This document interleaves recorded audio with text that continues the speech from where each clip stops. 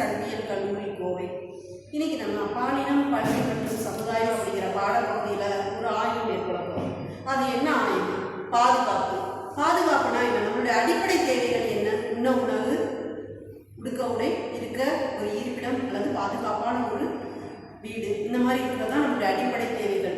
இன்றைய சூழலில் அடிப்படை தேவைகளில் பாதுகாப்பு அப்படிங்கிறது ரொம்ப ரொம்ப முக்கியமானது. அதுவும் இன்னைக்கு பெண்களுக்கான பாதுகாப்பு அப்படிங்கிறது சமுதாயத்தில் ஒரு மிகப்பெரிய கேள்விக்குரிய ஆச்சரியக்குறியா இந்த விஷயம் கேள்விக்குறியா மாறி இருக்குது. அதுக்கு காரணம் இன்றைய சமூக பண்பாட்டு சூழல் கூட நம்ம சொல்லலாம்.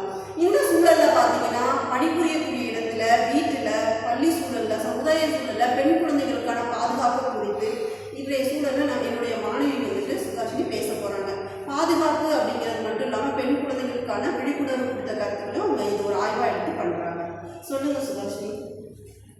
இந்த கேஸ் வந்து ஒரு ஷார்ட் ஸ்டோரியோட நான் ஸ்டார்ட் பண்ணுறேன். இப்போ வந்து எக்ஸாம்பிளுக்கு வந்து ஒரு பொண்ணு வந்துட்டு காலேஜ் படிச்சுட்டு இருக்காங்க. இப்போ அவங்க வந்து ஸ்கூல் படிக்கும்போது அவங்களுக்கு இந்த மாதிரி ஒரு புல்லிங்கு இல்லைன்னா வந்துட்டு இந்த அப்யூஸ் மாதிரி ஒரு விஷயம் நடந்திருக்கு. அவங்க வந்து பயப்படாமல் அதை வந்து அவங்களோட ஆசிரியர்கிட்ட போய் முன் வச்சிருக்காங்க. அப்போ அந்த ஆசிரியர் என்ன பண்ணியிருக்காங்கன்னா வந்துட்டு அதை வந்து அவருக்கு வந்து தனியாக கூப்பிட்டு இது பண்ணாமல் உடனே ஒரு ஆக்ஷன்ஸ் போலீஸ்கிட்டயோ இல்லை பிரின்சிபல் கிட்டயோ இந்த மாதிரி உடனே ஒரு ஆக்ஷன்ஸ் எடுத்திருக்காங்க. எடுத்த உடனே வந்துட்டு அவங்க யாரு என்னன்னு விசாரிச்சிருக்காங்க. அதே மாதிரி அந்த பொண்ணு அதை வந்து வீட்லேயும் போய் அவங்க பேரண்ட்ஸ் கிட்ட சொல்லும் போது அவங்க வந்துட்டு இப்படி வந்து நிறைய விஷயம் நடக்குதுன்னு சொல்லி சேஃப்டியான இதை பற்றி ஒரு கான்வர்சேஷன் வந்து பண்ணியிருக்கோம். வந்து அந்த ஒர்க்கில் அந்த பிளேஸ்லேயுமே வந்துட்டு உமன் சேஃப்டி கமிட்டின்ற ஒரு கமிட்டி இருந்திருக்கு. அதே மாதிரி சிசிடிவி கேமரா எல்லாமே அந்த இடத்துல ஃபுல்லாக சுற்றி இருந்திருக்கு. அந்த இடத்துலையுமே அந்த பொண்ணுக்கு வந்து ஒரு தப்பான ஒரு இது கிண்டல் கேலி இந்த மாதிரி நடக்கும்போது அந்த பொண்ணு வந்து பயப்படவே இல்லை. ஏன்னா அவங்க பேரண்ட்ஸாக இருக்கட்டும், அவங்க டீச்சர்ஸாக இருக்கட்டும், அவங்க வந்து சொல்லிக் கொடுத்த விஷயத்தோட அவங்க கான்ஃபிடென்ட்டாக வந்து முன்னே நின்று அந்த உமன் சேஃப்டி கமிட்டியில் போயிட்டு இப்படி இன்ஃபார்ம் பண்ணியிருக்காங்க.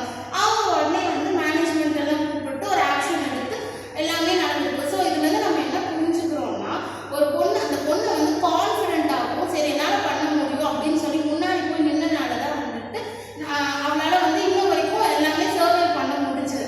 ஸோ நான் என்ன சொல்கிறேன்னா, இப்போ வந்து உமன்ஸுக்குன்ற சேஃப்டி எங்கேயுமே இல்லவே இல்லை.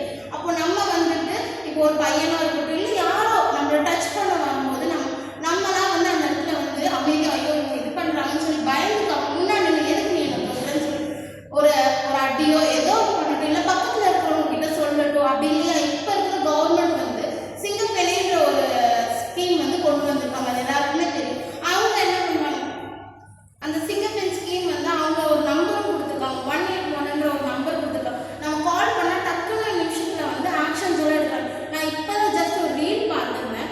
ஆந்திராவில் வந்துட்டு 3 பசங்க வந்து ஒரு பொண்ணை வந்து டீஸ் பண்ணியிருக்காங்க.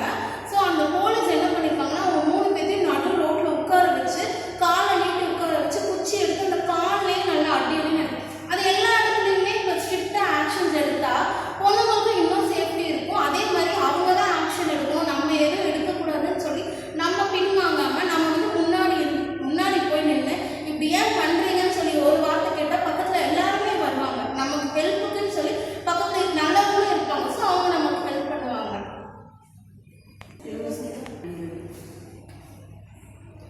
இன்னைக்கு பாதுகாப்புங்கிறது வீடு அப்படிங்கிற கான்செப்ட்ல பேசிக்கிட்டு இருந்தோம் இல்லையா? பாதுகாப்புங்கிறது வீடு மட்டும் கிடையாது, அந்த வீட்டுக்குள்ள இருக்கிற குழந்தைங்களுடைய சிந்தனையும் தான். அதாவது அப்யூஸ் அப்படிங்கிறது வெறும் உடலை தொடுவது மூலியமா ஏற்படக்கூடியது மட்டும் கிடையாது.